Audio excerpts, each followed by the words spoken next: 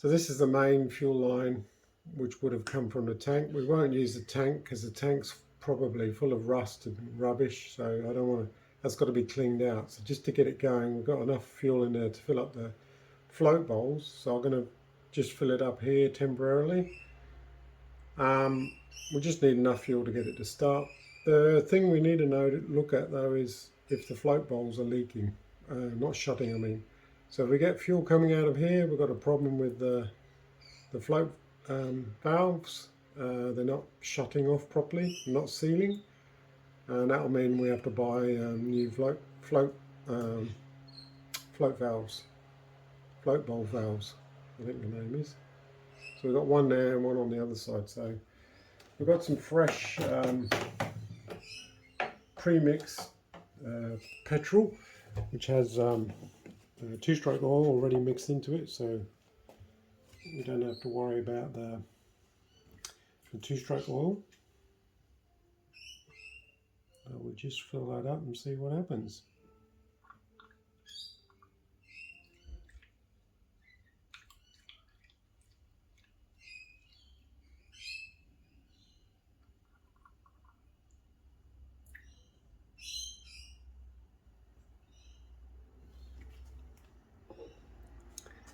Yep, okay, so there's problem number one, which is leaking.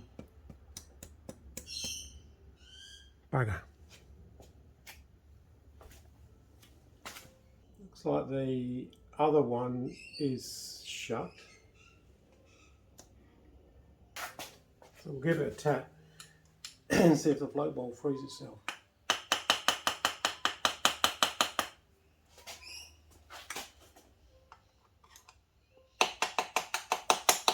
The vibration may make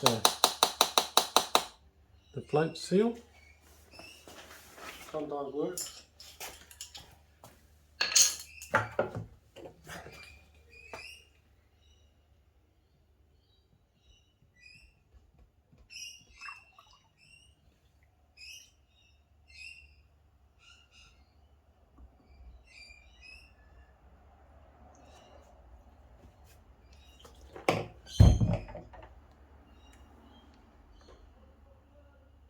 Well, it's holding petrol now, so maybe there's petrol at the top here, so this is completely full. Maybe that's fixed it. It's a bit of luck.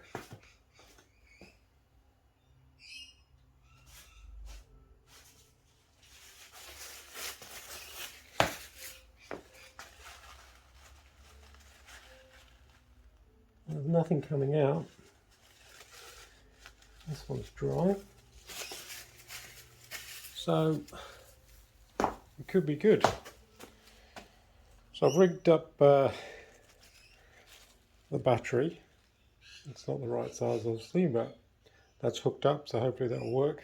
We've got the fuel there. As I said, it's full to the brim, meaning that the float bowls are full. So now the big moment.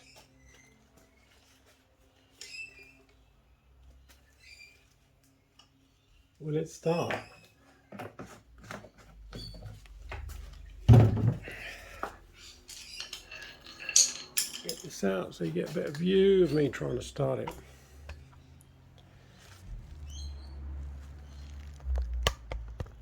Oh, stinks a bit. That fuel flooded. It's not coming out of it.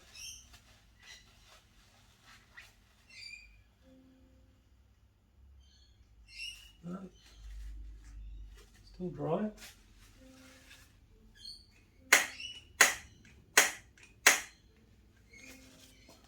So choke on,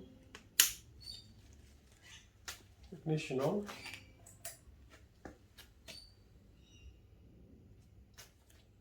and very gingerly try and start this. So we've got run on, clutch in. It's a bit hard. Let's just try and start it with the foot off to the side.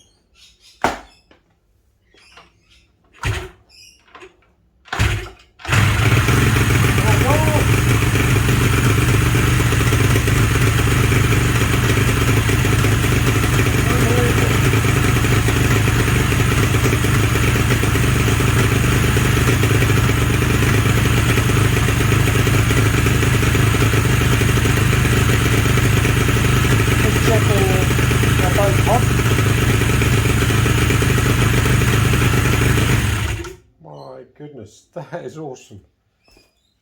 I didn't think that would work. So all we've done is clean out the carbs, clean the car, clean the spark plugs. Obviously took the fuel air filter out, air filter box off, an old battery, and she started up. That's amazing. I don't know how long, maybe 6-8 years. I'll have to look at the paperwork when I bought it. So it's going to stink the garage out, so we'll have to go outside now and let it run for 5 minutes. So I've put some paper down just to see if the carbs leak at all, and that's been sitting there for about an hour and they're not leaking. I'll leave it there to when we warm the engine up fully. So it's still got fuel in there, and what I'll do now is we'll take this cap off and we can watch to see if the water level drops. So at the moment you can see it's full to the brim, and when it warms up that should drop away. So we'll just leave that loose for the time being.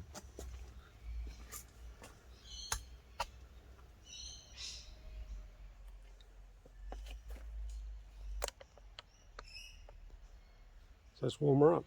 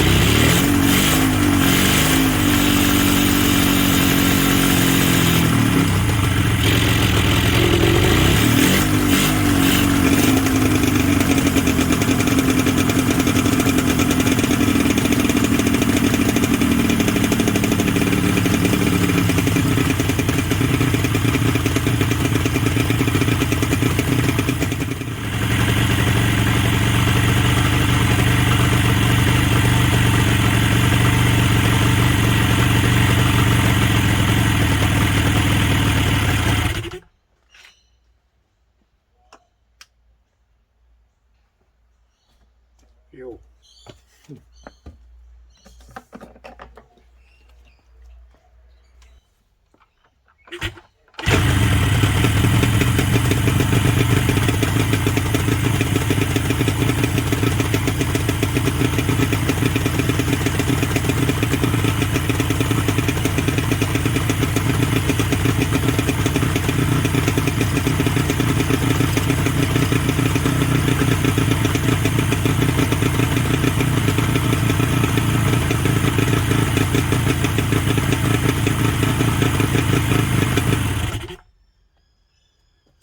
So we've got a leaky carb this side now. It's funny, that one was leaking first. Now this one. So we'll see if we can give it a tap.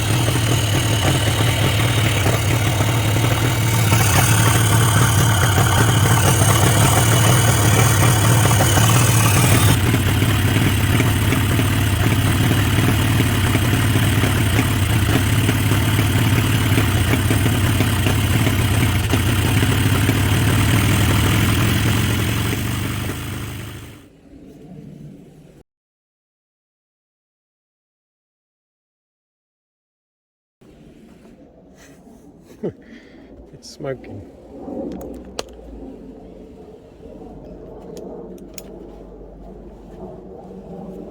This light is shorted out. Actually, the bulb hadn't shorted out. It was actually working still, but someone had put the wrong size bulb in. It was too high a wattage and literally overheating and melting the plastic. In the display, it was the neutral light, and because I was warming the bike up and the neutral light was on for so long, I think it just cooked the console there and started to smoke. Hopefully it's not done permanent damage, but it does look like it sort of warped the green neutral indicator light, which is a shame.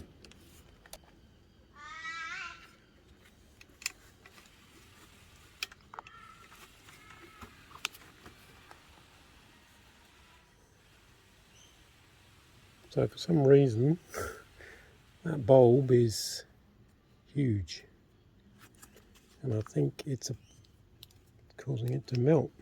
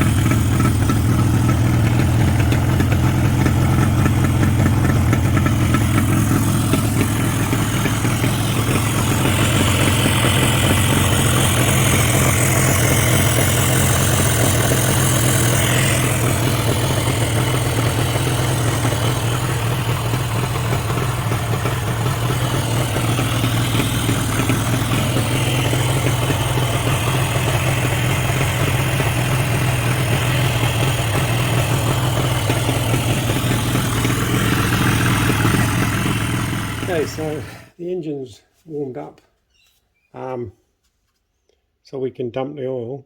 It should be a bit more runnier. It's not like four-stroke engines where the oil is running around the cylinder block. It's separated as I mentioned, but it's the heat from here is transferring through into here.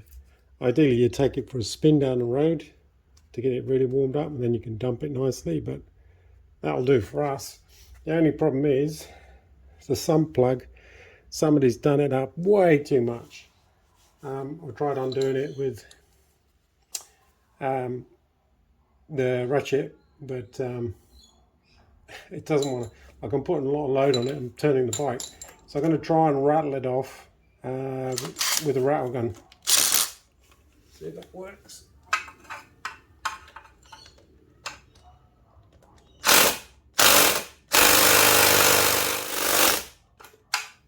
No. Good one. Somebody's done that up way too much. Okay, I pulled out the big gun. See if that works.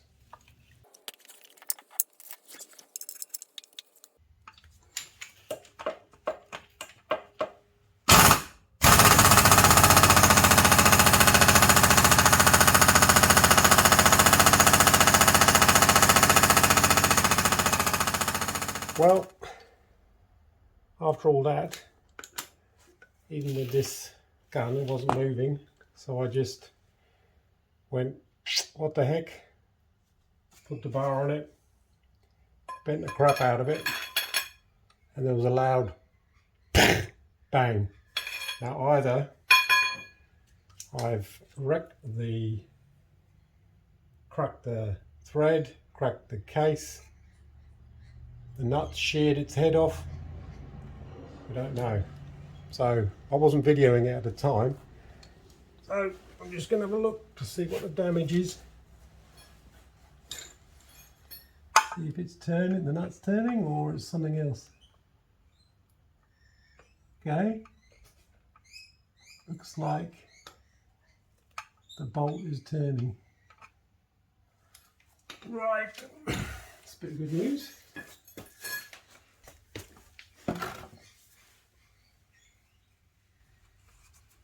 it comes.